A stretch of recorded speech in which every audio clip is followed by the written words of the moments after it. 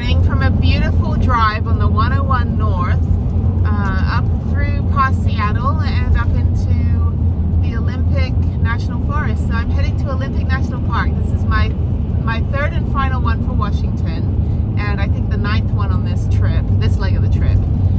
Yeah, so I'm getting there. I got up at like 4 a.m. I only had a couple hours sleep.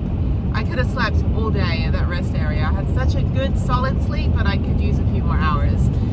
But I'm going to drive now, get there before 7:30 just so I have a parking space, because I'm pretty sure it's going to get busy. And I'm going to be right at the trailhead. So I'm going to hike a really good trail, and then probably just, I don't know, check out the park for a little bit. I'm kind of done driving around national parks, so the hike will be good, since I skipped the hike yesterday at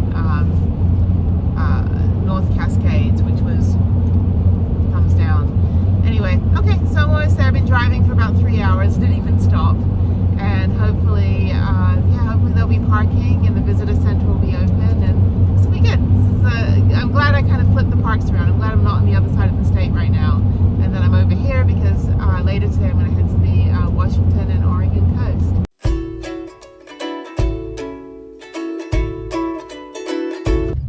Okay, it's 7:15 a.m. and it's already busy, so I'm glad I got here early. So I'm gonna park over here. Hopefully I get a little bit of sun. It's like all these people got up before I got up, but I've been driving for 3 hours, so I'm gonna park right over, I think around here. Yeah, I'm just gonna park in the corner. Probably get no sun today. Before I start my hike and before it gets overly busy over here, I'm gonna boil some water. I was like a week old yesterday when I realized how to boil water. Actually, the fake jet boil that I got for $25 on Amazon has been fantastic. So I've been craving a cup of tea. So yeah, got a good parking space. I actually should get some sun. I think I'm in the only sunny spot. And yeah, just a chill day. Just gonna do this hike. I don't know how long the hike is. Let me take a look. The hike that I'm doing is Mount Storm King, and it's 4.1 miles. It's considered hard, and there's a rope section at the top, but I don't know. I mean, it's only a 2,000 foot elevation gain, but I have, all the time in the world. So then there's also a visitor center over here, a Storm King visitor center, which I think is the coolest name for anything. It's like, I'm the Storm King. So I'm just gonna do this hike. It's 2 miles up, 2 miles back. And then, I think I'm just going to head to the Washington coast. I don't know, I got to look up something. I have 5G, so let me see what else I can do today after I'm done here. I have parked, and not sure if I'll get sun. That space I'll get sun in. I don't know, we'll see. It's all good, I'll be driving a lot. My God, look at the bugs on the front of my van. That is all of Texas coming through. Nobody else has a dirty van or a dirty car. That's a clean Jeep. Okay, I'm gonna go hike Mount Storm King and then head to the Oregon coast. So yeah, I've got a fun itinerary planned. So I'm gonna just check out some of the coastal towns and just have like a leisurely day. So yeah, it's getting busy now.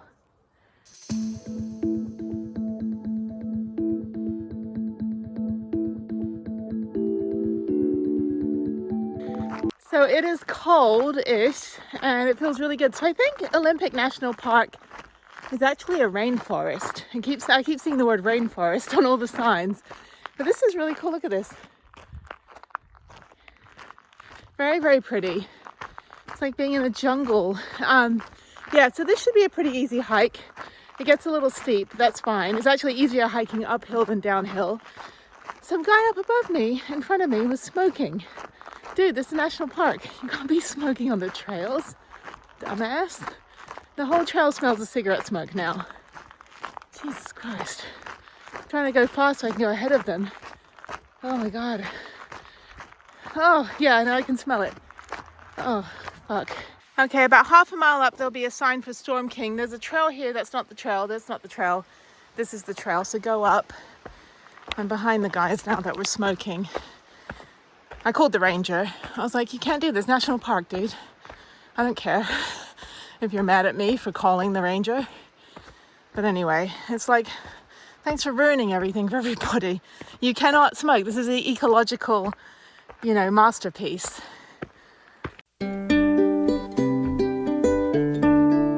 Okay, that was 2 miles uphill non-stop. The lake is over there. Absolutely beautiful. Woo, it's very high. Now I've done Angel's Landing, so I have a resume for this. But after this you have to go up this scramble. This is the end of the maintain trail and you get to the ropes. And I heard it's quite crowded up here, I don't know.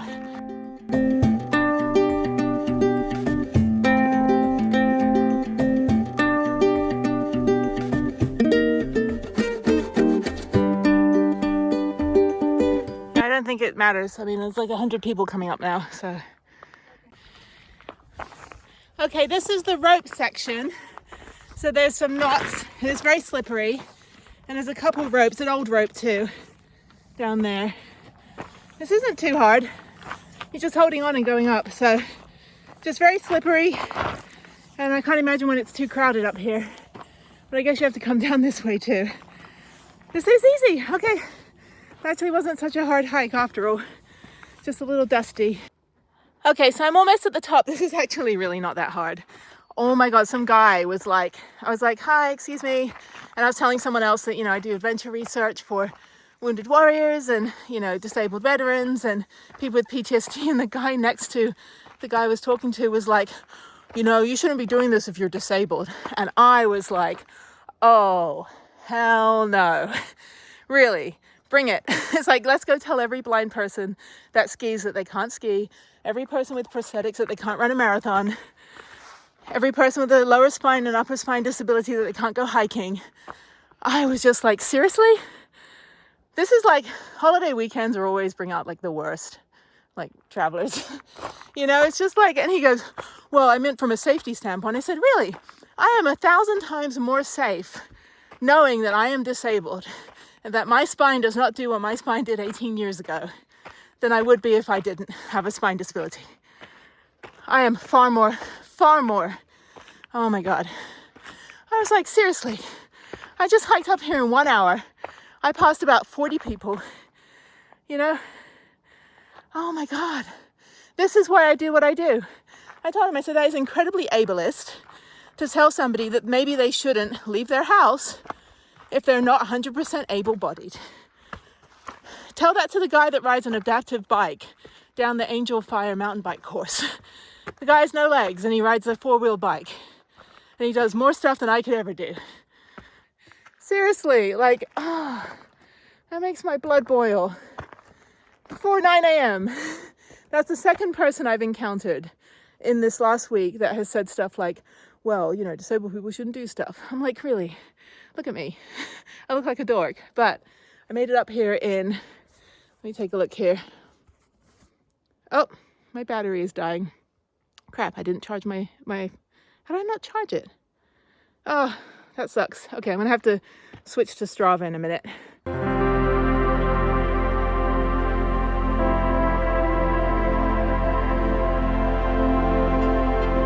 Okay, I made it to the top. The lake is behind me. It's very, very pretty. I'm not gonna go all the way out there. Very rocky. That was easy. It actually wasn't that hard. My Apple Watch is gonna die on me though.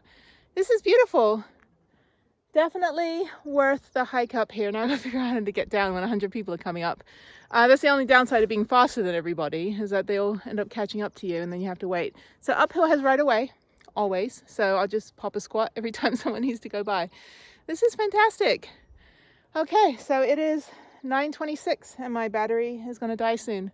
So I gotta hightail it down. Should be pretty quick getting down. It took 1 hour to get up. And yeah. Yep.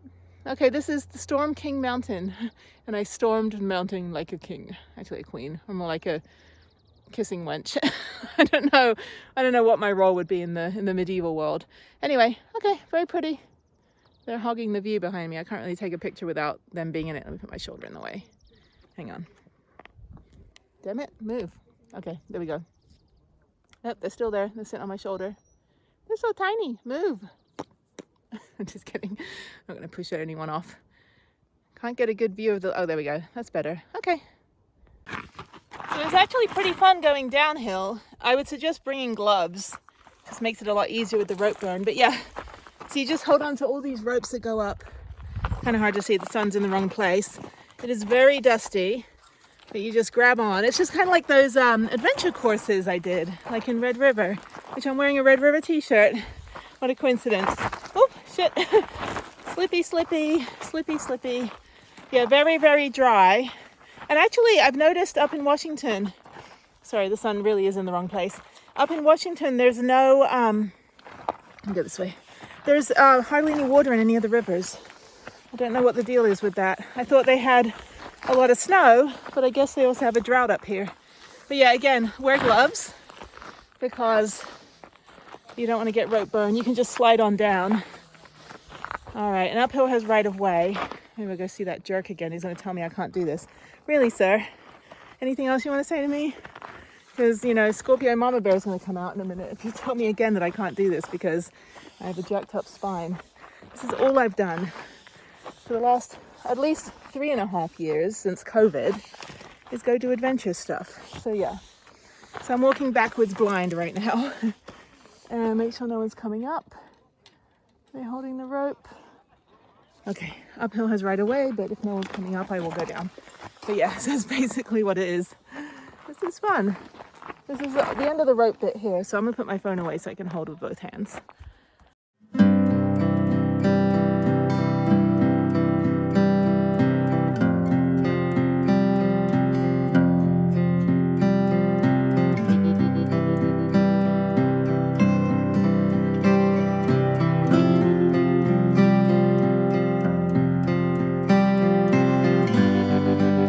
My stupid running joke is always when I get to the top of something, I'm like, dude, there's no ice cream vendor, no snow cone vendor. Like, where's the band?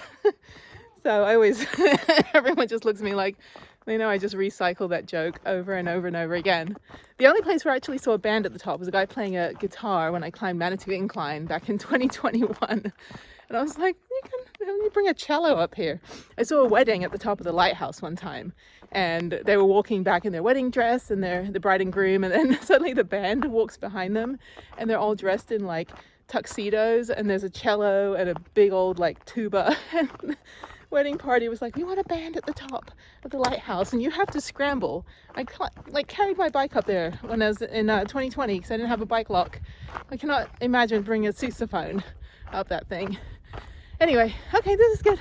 I am completely covered in mud and I do need a shower, so hopefully it's early enough I can get gas and then head to the coast. I would like to take a shower though. I need to find a Planet Fitness. If not, I'll just jump in the ocean.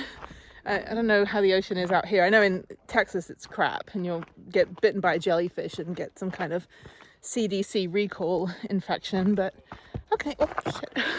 Tripping over. I may die. Okay, this is easy. Now I'm just going to go downhill.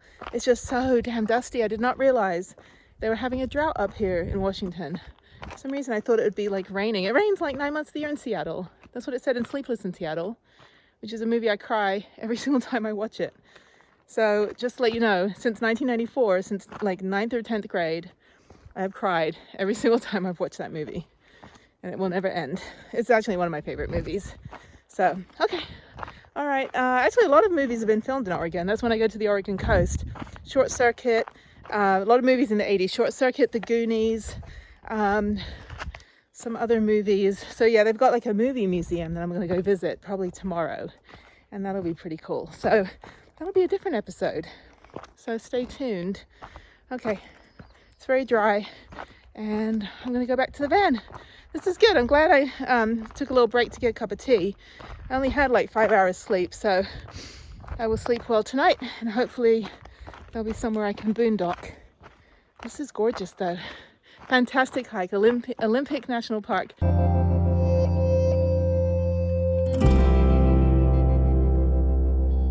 Okay, I am almost back to the van and it's getting busy and I'm completely dusty and dirty. And when I was hiking up there, I saw a couple people with like bleeding legs. It was like they fell and stuff. Okay, so this, let me just tell you, I've seen 7 dogs. None of them are service animals. You cannot bring your dog on this trail. This is the national park. The Olympic National Forest, which is also where the Olympic National Park is located, yes, but not inside this trail. Okay, just clean my phone, it's so dusty. Yeah, so this is the national park, so you cannot only bring service animals or horses as well, I think, but not pets. So I told a few people, I said, you might want to double check if you can bring your dog on. I think this trail is, this is the national park. This is the Storm King ranger station. So I will double check, because I'm pretty sure I'm right all the time about everything. But just because this is like, you can't, I mean, this phone does not do it justice. This is literally like a fairy rainforest. Like, it looks like very Jurassic Park. But you just have to be mindful of, the ecosystem. And on that note, it is about 10:30 a.m. I'm going to go to the ranger station. I don't know if they have anywhere I can get a magnet, because I will get a magnet for this place. And I'm going to head on to the coast. So the nearest Planet Fitness is in Longview, which is 130 miles from here. So may not get to take a shower till tomorrow. So I might have to do the old Vanlife wet wipe bath. So yeah, but that's it. I'm just going to go to the coast and explore. I think I'm done hiking for the rest of today, and maybe take tomorrow off. So we'll see. I am back at the van, and it looks like I do have some sun, so that's good. It's busy. The whole parking lot is full. There is an overflow parking lot as well, where there's more sun. So that's it. So yeah, you're not allowed to have pets. So they're not allowed in this area or on the trails, the Storm King area, and so on, because this is the national park. So those 7 people that had their little Fido and whatever, please don't do that.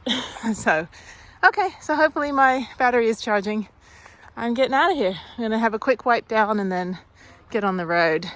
So now I'm driving the northernmost coast of the US, and Canada is right there on that side. And there's people surfing. It's actually about 59 degrees, so it's pretty cold. I really love Seattle area, this whole Pacific Northwest, like the real corner of the country.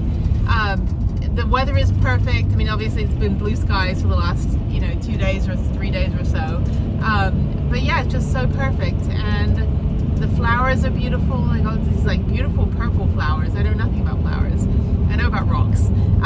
But yeah, so Canada's right there, and I'm just gonna drive all the way to the northernmost northwestern tip of the US, and it's going to be great. And then I'm going to just drive down the coast. So I think my phone just told me I'm in Canada. That was that ding for. I'm like, no, I'm not in Canada.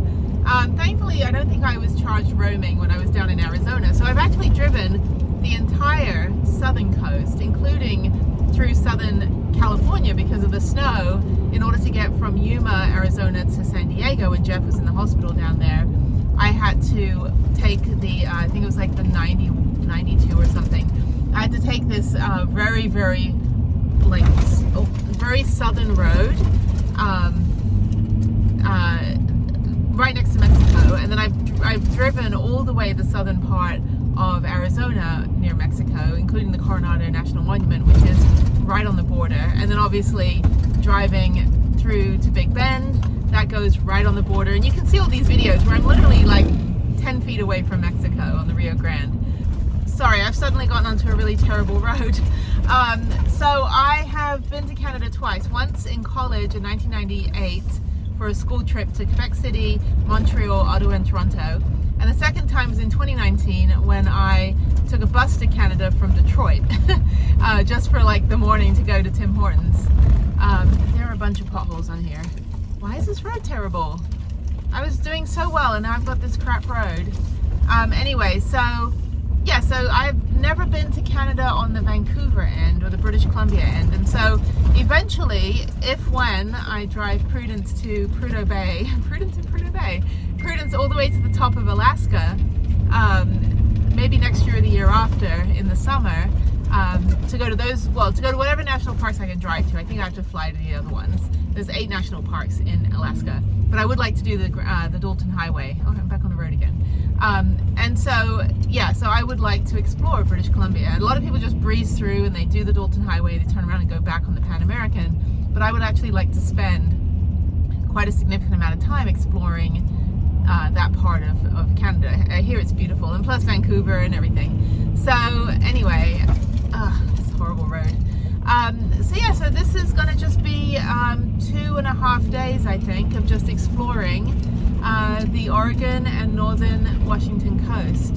So I've got a couple stops of just beautiful places. I don't think I'm gonna do anything other than drive, get out, look. I would like some seafood. I haven't actually eaten out properly since I think Albuquerque. So I haven't actually sat in a restaurant, had a meal. Just been eating what's in the van. But I would love to get some clam chowder, whatever other like sea life they have out here on the Pacific side. I'm assuming cod, maybe, I don't know. I don't know what they fish for out here. But I would really love something just to sit on the ocean, finally wear my Yosemite sweatshirt because I haven't worn any. I'm in my Angel Fire t-shirt, but I haven't worn my new sweatshirt I got from Yosemite like a week and a half ago. This road is horrible though. Oh, okay. I'm gonna concentrate on driving on the world's worst Canadian border road. So I got my paddleboard. I can paddleboard to Canada if I want. Just put my passport in a Ziploc. Anyway, yeah, this road is like intermittent. It's like great, and then suddenly it's like the surface of Mars times 2. Oh, it's beautiful. So I'm also gonna go down into northern Oregon on the coast. I'm not gonna say anything yet, but there's a special place I want to go to that is just right here. So it's, you know, a couple hundred miles. It's like 9 hours total driving time, which isn't actually a lot, over the next 2.5 days. So then I'll backtrack into Seattle. I may meet up with some friends, and then do laundry and get the van packed and cleaned for the next leg of the trip. So when I come back on Tuesday, the 11th of July, I fly out on the 6th, go home for a few days, come back on the 11th, I'll be ready to go and unfortunately leave the Pacific Northwest. It is beautiful. I didn't really like eastern Washington state. It looked a lot like Tennessee, and it was just kind of blah whatever. But this side of it is absolutely beautiful. Olympic National Park is beautiful. The water is blue. I have not seen blue water like that in a very long time. So yeah, I mean, it's just really lucked out in the weather this time. So this is a great drive. I went all the way from Olympic National Park back into Port Angeles to go to the visitor center, which was kind of disappointing. I got a magnet. They didn't really have any t-shirts, but I did tell them that people had their dogs on the trail, and the guy just rolled his eyes. The ranger was like, oh geez, again, you know. So even though there's signs that say do not bring your pet, and then then I backtracked from Port Angeles, got gas, which is still here almost $5 a gallon. It's California prices. And then I got onto the road that goes right on the top border. So I'm now at the very top of the country, and you're not seeing any of it. You're just seeing my mug, you know. But this is the top coast. I'm on the edge of America, and there's Canada right there. There's Vancouver. That is nuts. It's hard to stop. There's all these like bushes and stuff. It's really hard to stop, but it is the 2nd of July, so it's still, the holiday weekend will go until Tuesday, so I'm glad I'm getting away from everything. I do not want to be like in the city or in a national park on 4th of July. I just want to be done. So I'm glad I fast-tracked the last 3 parks, and I'm glad I'm not spending the whole day today at North Cascades. That was the original plan. This is beautiful. The beaches here are all rocky. There's no like sand, and I love cold weather beaches. I lived in northern Japan for 4 years. There was a fishing village, and you could go down to the water, and it was freezing cold, and I loved it. I love cold weather beaches. I'm not a fan of like the tropics. So yeah, so I'm just gonna keep driving and hopefully eventually get to the town. I forgot the name. I'll put it on the screen right here. I'll put it up here, wherever I'm going. So I'm terrible with names. I put everything in Google, and I just know the distances. I don't know where I'm going. But yeah, maybe I'm gonna eat some lunch up there. It's already gonna be about 1 by the time I get there. And I did have a snack. I had these little crackers, which are really good. But I think I'm gonna try to get a lunch up there and just kind of mosey on down. I'm not in a hurry to get through. I don't want to drive all day. I just want to kind of sit and relax, maybe open my door and just enjoy wearing my sweatshirt in the cold weather. So we'll see how it goes. So let's see what this adventure is going to bring. I am in Neas Bay, and this is let's see here. This is part of the Maca Indian reservation in northwest Washington state. So everything's Mecca tribe. They have a museum here. They have lots of restaurants, seafood. Yeah, I mean, it looks like it's pretty busy, but I'm going to keep going as far up as I can get. There, people are selling fireworks everywhere because it's 4th of July in 2 days. But yeah, I'm going to keep going about 20 more minutes to the very, very top of the very top of the country. So, oops. Yeah, so yeah, it's kind of busy down here. I do want some fish and chips now. I am highly craving fish and chips. So, not here though. I'm going to keep going, and yeah, and Canada's right there. There's Canada. Right there. Okay, so I'm on tribal land, and you have to pay $20 to get to Cape Flattery from Nia. Apparently, to be in Nia Bay, you have to pay $20. So the only sign that they have says you need to get a recreation permit, and this is your recreation permit, which cost me $20. Now I have no problem paying for permits. This is the first time in all of the 27 states I've been in going through tribal land where I've had to pay to literally just be in a town, even if I'm not doing anything. I went on a blog and I got an itinerary to go to like 7 different places over 2.5 days.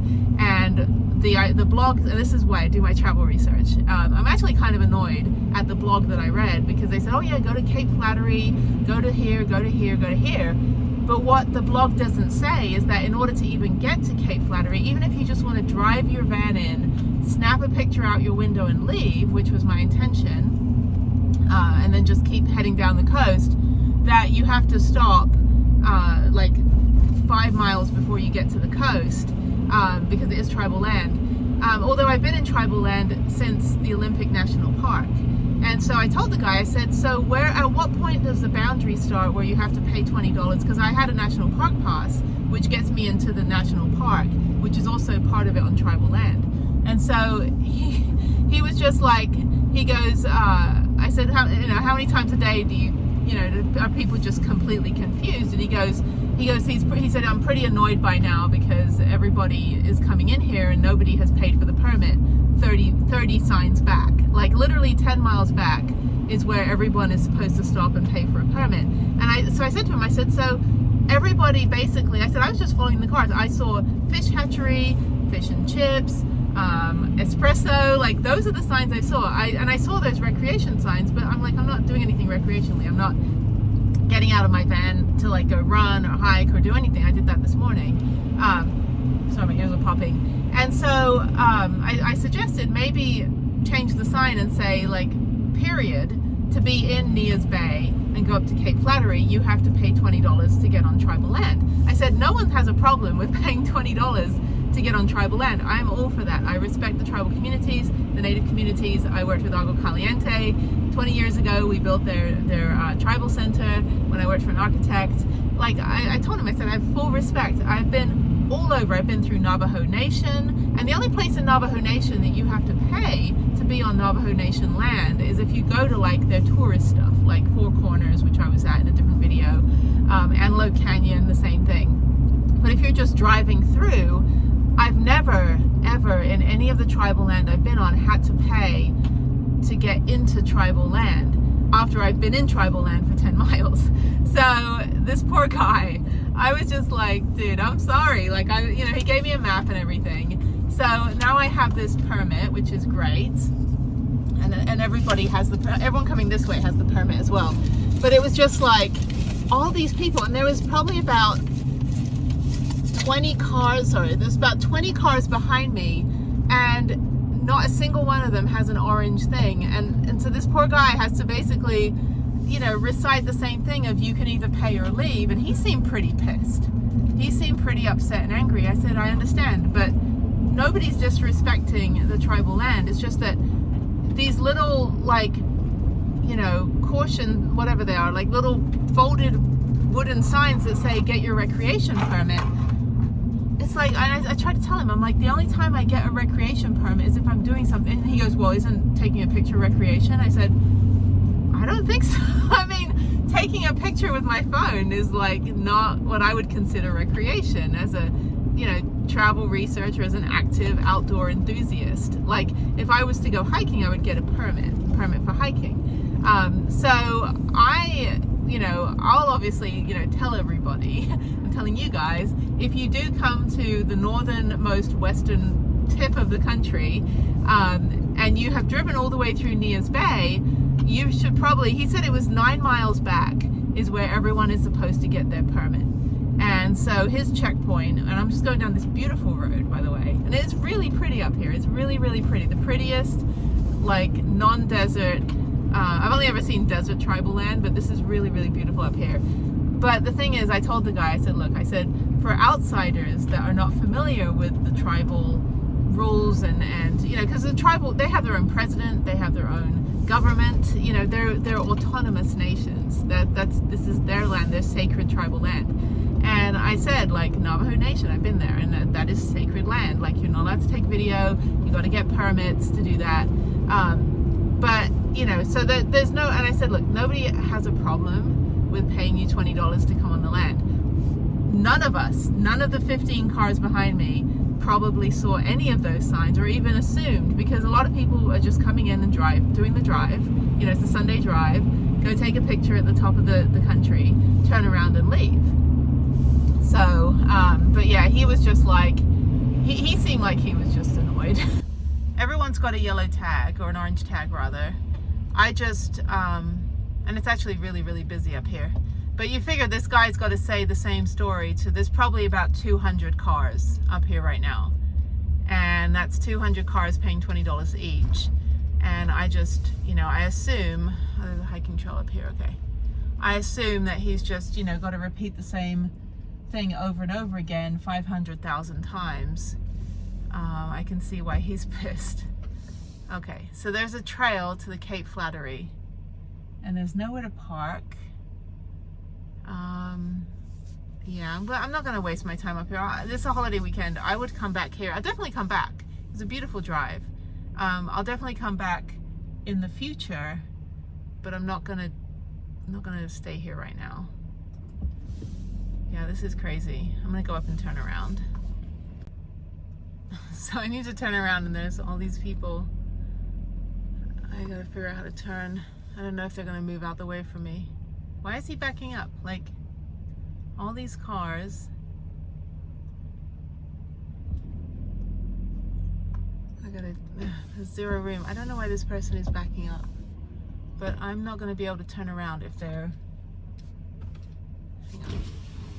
I need to turn around. He's backing. I don't know why he's backing up. I gotta do like a 20-point turn to turn around and go. I didn't realize what was. I thought there's like a town up here. Yeah. So I'm trying to turn around. I don't know why he's backing up.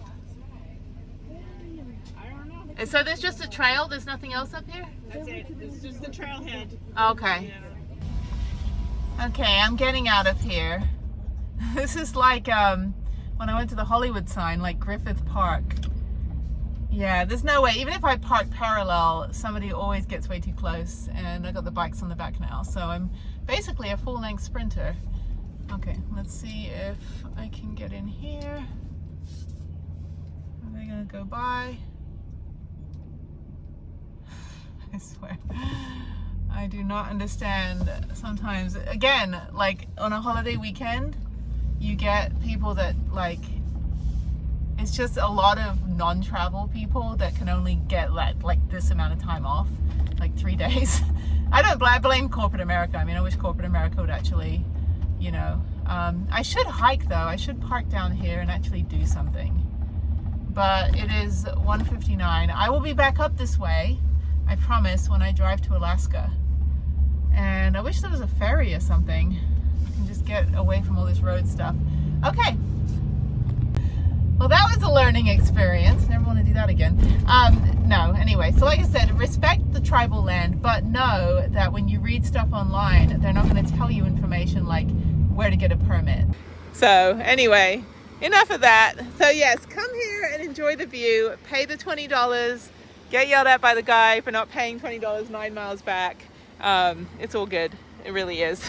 So I just, you know, part of travel research, the same thing with like influencers that go on YouTube. They put, you know, make videos that have, you know, false information, like, or they're breaking the law, like by flying a drone in a national park or something. And then people go and do the same thing and they get in trouble. It's like, or they fly a drone knowing they're not supposed to, like a certain channel did this, and then they got fined $1,000, and they made a whole video about how they're going to boycott all the national parks. I'm like, don't be a dick. You know, it's like, follow the rules. But if you don't know the rules, then let the place you're going know that they need to, like, you know, make the rules. So just, you know, make the world a little clearer. We're a little dumb as humans, you know. Anyway, but this is the northernmost tip of, almost the northernmost tip of the country. And it is absolutely beautiful. It is absolutely beautiful. So yeah, this is gorgeous. This is my kind of beach, the real kind of rough and harsh, cold, you know, waves. And there's people paddleboarding out there and people surfing. A little bit further up, there was a bunch of surfers. I'm not a beach person, but I'm a cold weather beach person, just for hiking. It is like 60 degrees, and it is literally, let's make sure I don't get locked out. It is 60 degrees, and it feels like it's 80 degrees. That's how intense the sun is. So this day is not getting any better. Okay, so this is the fish hatchery. I don't know why I'm in the fish hatchery, but I do need to get out of here. So I'm gonna turn around. I don't think I can go further. I'm going to turn around and continue on. So for some reason everybody's turning around. For some reason we're all being sent down here on GPS. So I think I'm just going to completely skip the itinerary for today and just head into Oregon. So this is Makah Tribal Timberlands, accessed by Makah Tribal members only. So yeah, this blog that was like, go to all these different places. And so I'm just going to write to that person that wrote that website and be like, you suck. Because you can't go down these roads, and don't even try. So I'm just going to go back, and I think I'm just going to head into southern Washington and park up for the night. But yeah, you can't access these roads. So why would you tell someone to go there? Well, this is why I do travel research. So yeah, don't just like listen to what you read online. Watch my videos. Oh my god. So yeah, so everyone's driving around in circles. Multiple people have had to like go down roads, turn around, go back, and there's probably a couple hundred visitors here right now, and they're all trying to find parking. They're all trying to get through. We ended up in the fish hatchery. It's very, very confusing. Yeah, so I'm gonna turn around and head out of here before that guy yells at me again.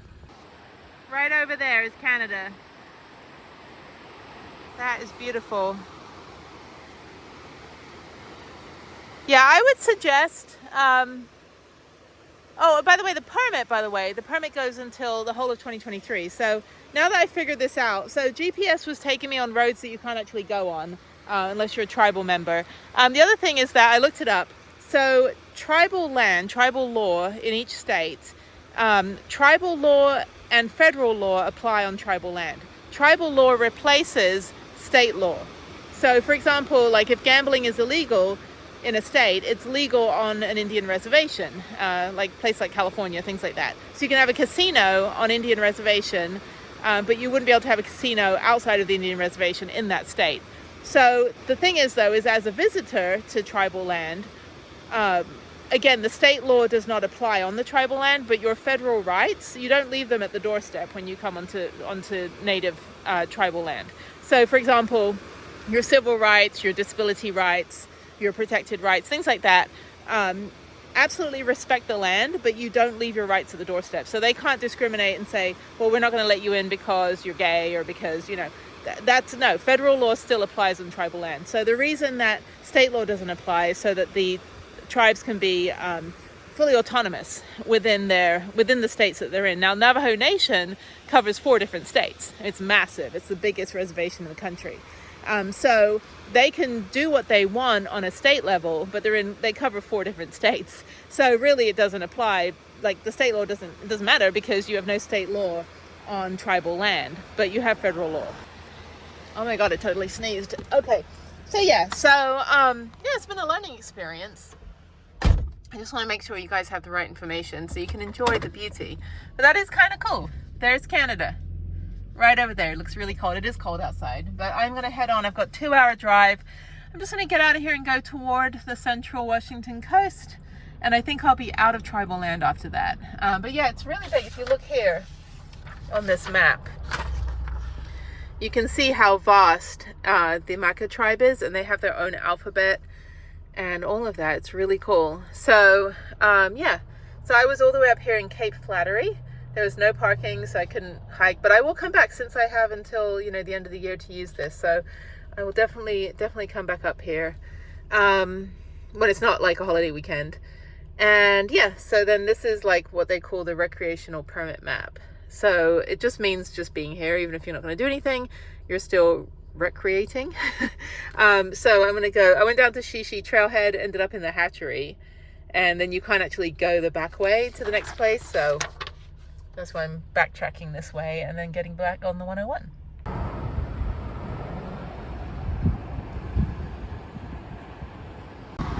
Okay, my next stop is going back into the Olympic National Park, and this is the rainforest. I'll put it on the screen because I forgot what the name was. But anyway, so after this I'm going to go back to the coast. I'm actually along the coast the whole way, but it's kind of cool. You kind of go in and out of the national park. But yeah, so this is the rainforest. It's just like the rest of the national park. And I'm going to see if there's anything down here. It's about 5 miles from the main road, so there might be something interesting. If not, I'll turn around and keep going. Thankfully, it gets dark about 9 or 10 p.m. and it's only 5 p.m. right now. So, super long day. I still would like to have some dinner and relax for a bit. I've been basically driving for the last 3 hours. Okay, I'm finally at the rest area, and this one, even though you can stay overnight, it says please limit your stay to 8 hours. This is near Aberdeen, which is like meth head central. I was in the supermarket and I was like, oh, everybody's tweaking. There's a lot of that up here. It's just, you know, I don't know if it's just the nature stuff, but yeah, a lot of substance abuse. I don't really know what Washington State does to like help, but yeah, there's a massive homeless camp in Aberdeen, and so I stopped to get gas and also to get some groceries for the next couple days, even though I'm flying back in 4 days. Anyway, so yeah, this should be fine. It's 9 o'clock now. It's still bright and sunny outside. So it's 9 o'clock. I'm here at the end, which is fine. And I'm gonna leave probably about 5 a.m. Get up at 5, so it's 9 to 5. Whatever, that's about, whatever, 9 hours. Yeah, so I'm gonna get up about, yeah, actually 9 to 5 is 8 hours. So I'm going to get up at 5 a.m. and go to Planet Fitness, which isn't too far from here, and then head on down the coast. So that was a lot of driving. I would say skip ocean shores. Hang on one second. I keep forgetting I can just put myself on camera. Okay, so I would skip ocean shores. Like, there's not really that great restaurants. I mean, the fish and chips was fantastic. Actually, look at this picture. It looks like it was in a, I was like, oh, I was going to judge the guy about the fish and chips, and then it turned out that it was actually on a plate that was shaped like a fish. So I would actually spend more time in the tribal area once you get your handy dandy little pass. I would do that, and then put that back up there, and then drive down through the Olympic National Park. There's tons and tons and tons of trails. There's like tons of stuff to do. It's just that it was just late and it was already like 5 o'clock by the time I was down there. So I would say you can't drive down the side of the coast like completely like you could like in California. There's no like PCH. The 101 goes inland, and then now I'm on the 109, I think. I don't know what it is. But anyway, so I'm gonna stay at the rest area tonight, and then I'm just gonna leave at 5, go to Planet Fitness, and then keep going. So yeah, it's interesting. I mean, these are buffer days. I think then what I'm gonna do is on 4th of July, I think that's just gonna be a chill day. Everything's pretty much gonna be closed. I don't know if things like Starbucks are open, but I think I'm gonna head into like either Olympia or back toward Seattle. But I'm gonna go find a laundry. I need to pack and prep the van for the next leg of the trips when I come back next Tuesday. or a week from Tuesday, I can just get on the road. So I need to just do some deep cleaning, do my laundry, sort some things out. And then on Wednesday, I'm gonna do, so that's Tuesday, that's 4th of July, I'm gonna do a walking tour of Seattle on Wednesday. So that should be fun. I haven't been in Seattle proper in like over 10 years, I think probably 15 years. So I'm gonna do that, just do some sightseeing.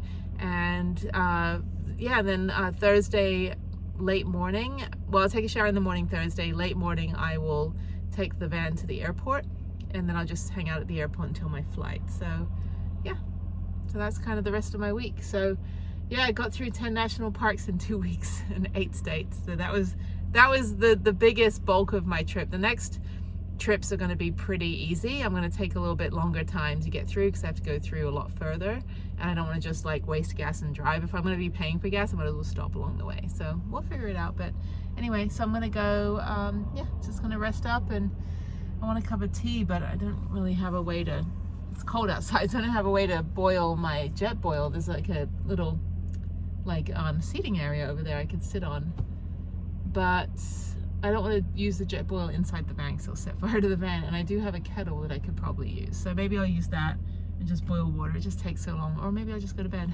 and get up at 5.